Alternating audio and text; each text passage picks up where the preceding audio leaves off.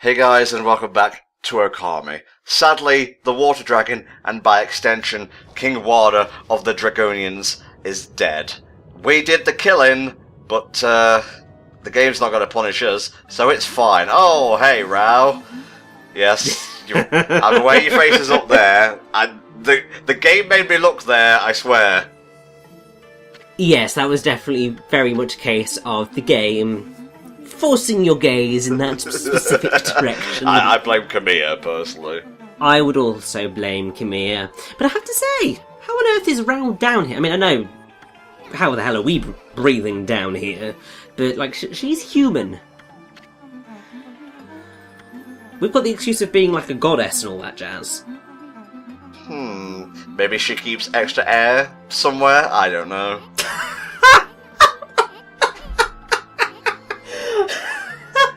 I'm just saying, man. Okay, let's get back. No, come on, stay with me here or we'll never get through this. Let's talk about the fox rods for a second. These things, they kind of remind me of the pan pipes from Legend of Zelda Spirit Tracks. Oh, I definitely get that feeling off of them as well.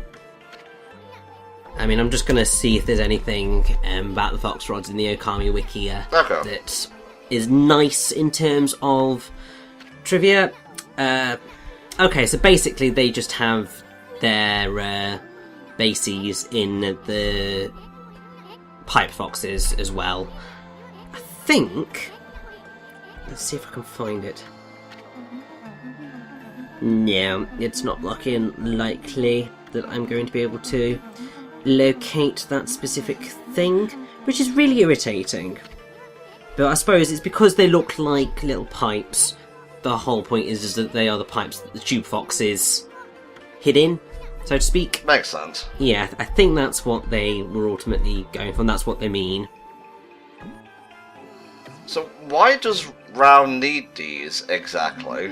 Don't really know, to be fair. But Aoi's just like, yeah, go, take it, that's fine. I'm keeping an eye on you, Rao. I don't trust people with no mouths and no pupils at that.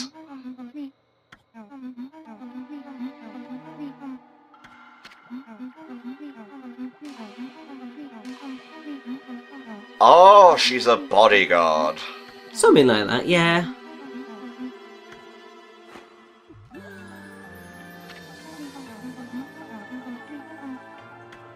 Richie told me there's going to be a lot of plot in this part. We've already seen a great deal of it, but there's a lot more to come. Oh, definitely there's a lot more to come. Like, you may have been wondering where all the plot parts were. This is it. Yeah.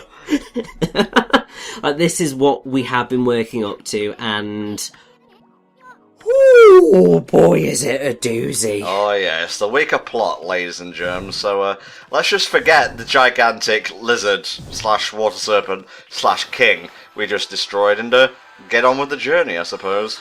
Well, exactly, yes. Now, since we know we killed the water dragon, we can now make the water dragon's garden a lovely memorial garden to him by bringing that back to life, and that's all lovely. So it is important that you do that because it allows you to get the treasure box, which is going to allow you to finish a side quest off with the fat kid guy. You know the one.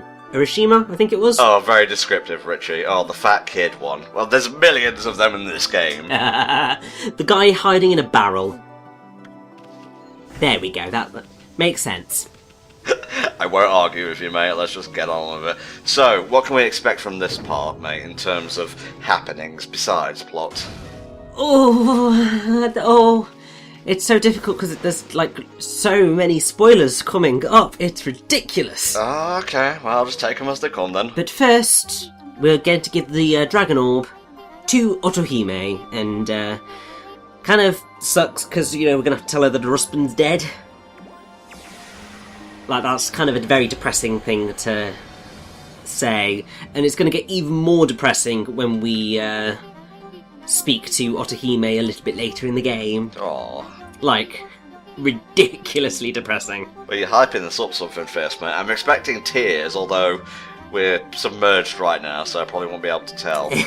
Well, you might not necessarily have tears when we come back and do that little conversation, which makes it really depressing. Okay. But because it's a small little aside type dealio. But I mean, there's the chance that there may be tears in this pot. I don't know. Probably not, because we're of the way that we are talking over these things. But there is a strong chance. This is quite a weepy part. Oh man, you just said like the same thing 15 times in a row in a slightly different manner, mate. I get it, okay? It's sad. There'll be tears. Oh boy. Oh, so who's the next in line to the Dragonian Kingdom, then? Well, it is Otohime. Huh. She is the next... Since King Wada was her husband, she is the next in line to the throne.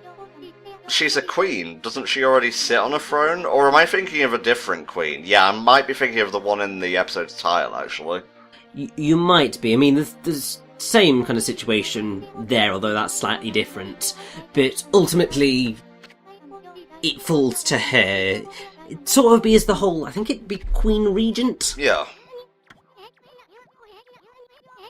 You see, there's all the very specific terms that you use when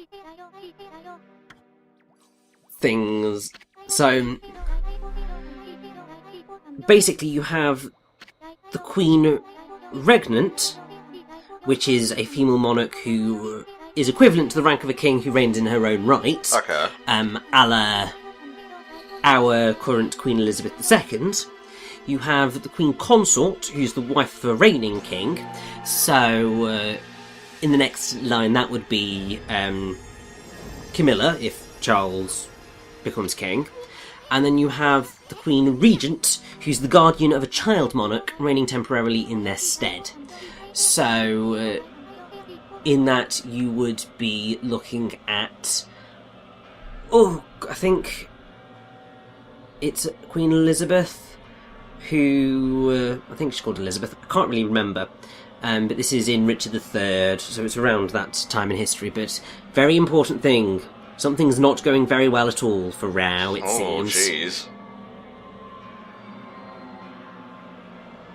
Well, that's what you get for running off on your own without the power of Amaterasu. This is very true, but we need to kind of go and rescue her immediately. Didn't you just see what was happening on the orb, Queenie? This is our job. We protect the land while you sit here and throne it up. Exactly. And, I love this piece of music. I'm pretty sure I may have slightly screwed up the name of it when we were here the last time. Wow. When we were listening to it the last time anyway. Because I believe that this is actually called Giving Kushinada a Ride. Because obviously it was played when we were taking Kushi to the Moon Cave. Ah, yes. And now it is playing once again.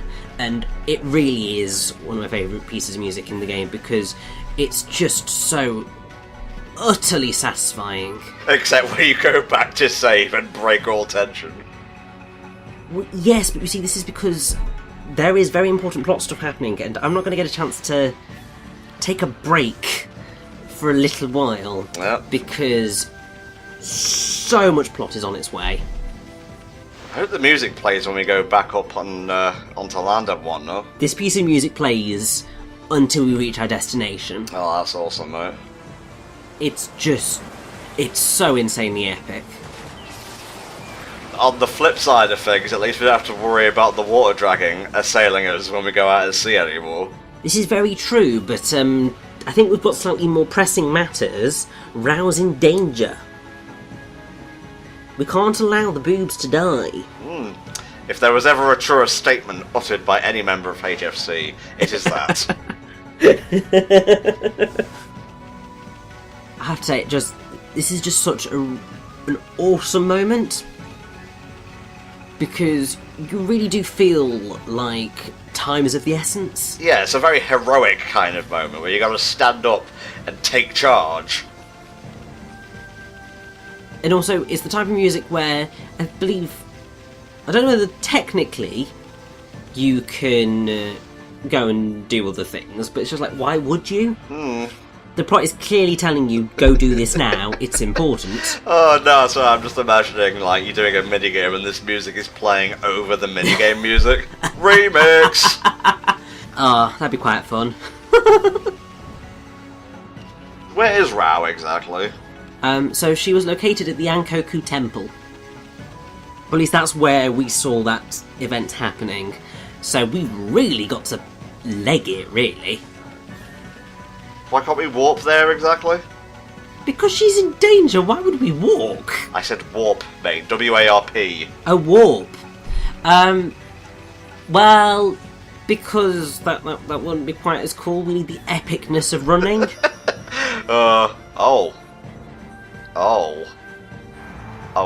Were we too late? I'm not going to say a word. Jeez, man. Talk about a downer ending, if so. I'm just going to let you experience what is occurring right now. Oh, Rao is an experience, if nothing else.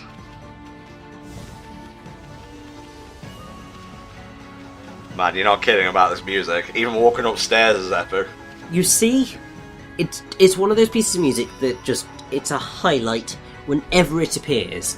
And funnily enough, pretty much it always appears just before the final dungeon in the act. Huh. Okay. I didn't notice that, but now I'll never be able to not notice it. And this is very follow the Zora Queen from Twilight Princess. Yes. So let us follow Rao through the wall. Oh. Oh my.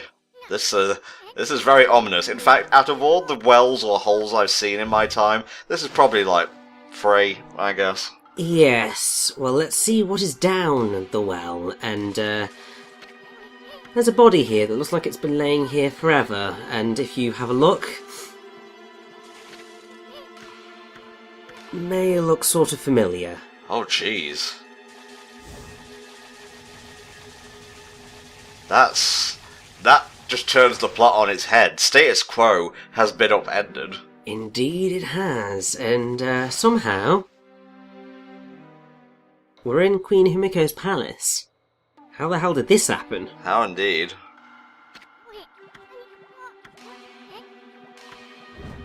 I feel like I'm in the middle of a murder mystery right now. This is great. Well, funny you should mention that. It's fairly obvious at this point, mate. So, I mean, that's not good. Oh, jeez. This is escalated really quickly. Luckily, we still have our fire charm on, so we can just walk through the fire sea. Well, exactly, but this is... I'd say... There are moments where Okami gets incredibly serious, and this is one of them. And I think it does it so well because you've had that shift from fun and exciting exploration into, oh my god, we have to save Rao, to, oh god, something's incredibly wrong. Queenie, are you okay? Oh. She's not dead, is she? Oh, Jesus Christ! Yep. Yeah, I'm not buying what you're selling, Rao. I think you're a demon in disguise. Funny you should mention that. The silence confirms it.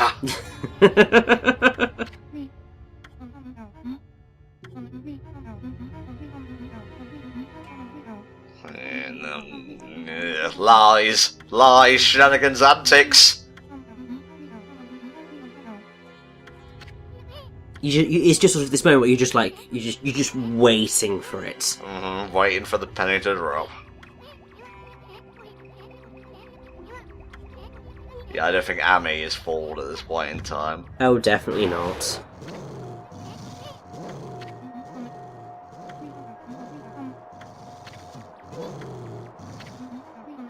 I like how Isin is so dense at this moment in time. It's just like, seriously, Army's clocked it. I know Army did the stupid thing of giving Rao the fox rods, but seriously? clearly evil. Is she casting a spell on us? A Yumo Gregory 5D sound, some shit like that?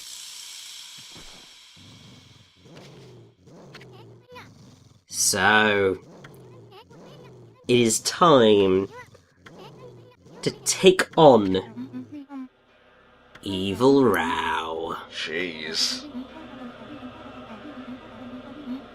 Alright, let's see what you really look like. Well, this is what she's going to look like for a minute, at least, anyway. Aww. But, yes, this basically shows you that body that was down that well, that was the original Rao. Oh, that sucks. Was it the imposter all this time, then? It seems incredibly likely that was indeed the case, yes. Damn, man, I wasn't expecting this kind of twist. Like, I remember when I first got to this, I was just like, holy shit! I'm playing Ace Attorney right now or some shit. At this moment, like, your jaw is just on the floor because you expect Okami to go to certain places, but you don't expect it to go here. And we handed a really powerful anti-darkness gift over to the Dark One, and yeah. Well, not an anti-darkness gift. It is the weapon of the Dark Lord, so we gave it back to its rightful owner. Oh, for fuck's sake. Or for fuck's sake, if you will. Okay, alright, Evil Rao, if that is your real name. Well, that's what we're going to call her for the time being. Now, the fight with Evil Rao can be a bit of a challenge, because she's got... So she fights similarly to how Waka fights. Okay. Basically, the human enemies in the game have a similar sort of fighting style, really, in that she's going to be throwing weapons at us, she's going to be coming in for a couple of blows, that sort of stuff. But yes, she is going to go down. Hi man, let's do this shit. Oh yeah, let's rock. It is just so hype. Oh my god, she's got a sword. She has indeed, and what's quite funny is that it's like I believe it's a 9-branched sword. Yeah, it looks it.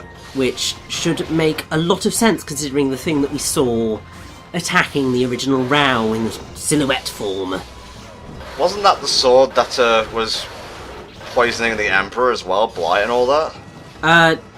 No, this is a different sword. Okay, well, something similar at the very least. Yeah.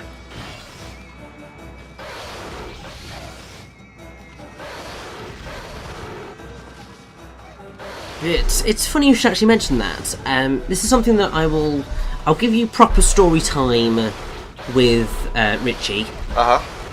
In the next part, which we've got a bit more time to play with. But if you recall, I mentioned the story of Tamamo no Mei. Of course. I believe when I was referring to the poisoning of the Emperor. And Rao is ultimately based on Tamamo no Mei. Okay. Because Tamamo no Mei was a legendary fox spirit that she possessed a lady called Daji, who was the concubine of the Shang Dynasty's last ruler, King Zhu. Mm-hmm. She then enchanted the king and brought upon a reign of terror that ended the dynasty. Give you the proper story later, but that is what Rao is based on, and I believe that her name in Japanese relates somewhat quite heavily to that, because yes, her Japanese name is Suzu Rao, which is a pun that hides her identity. Hello. Because you've got Suzura, which is 9, and O, tails. Because this is the 9 tails. Ah, so she has a true form.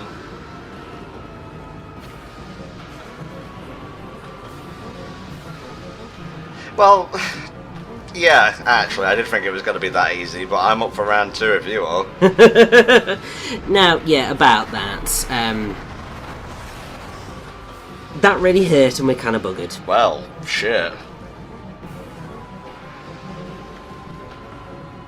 Thankfully, the room's far too small for this Dark Lord to do anything.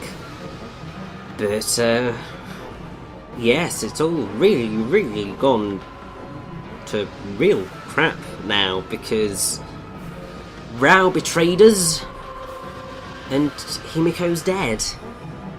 And so is the water dragon, so... Yeah. So we are in a really, really bad place right now.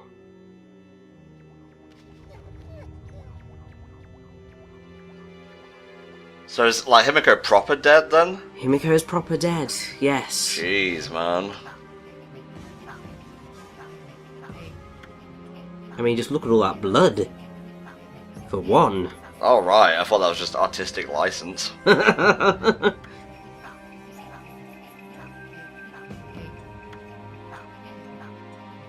And now you can see why this track is called Queen Himiko's Sorrow. Oh, okay. Right, Largely because that's the name of one of the songs during this sequence, but yes.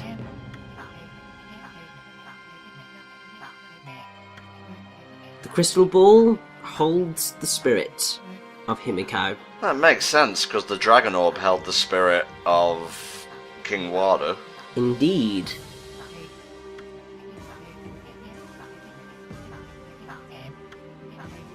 She sacrificed herself in order to locate Oni Island. So, effectively, she allowed herself to die to find Oni Island. These royal types are dropping like flies. Maybe we should, like, have another series of bodyguards look after the Dragonian Queen, though? Would probably be a good idea, but, I think in the meantime, we need to go to Watcher's Cape and make it to Oni Island before the next sunset. Because we need to avenge Queen Himiko's death. Oh, yes. And take down that awful, awful Dark Lord. R.I.P. Queen Himiko. You weren't the most fleshed out character, but you died in a badass way, and that's what counts.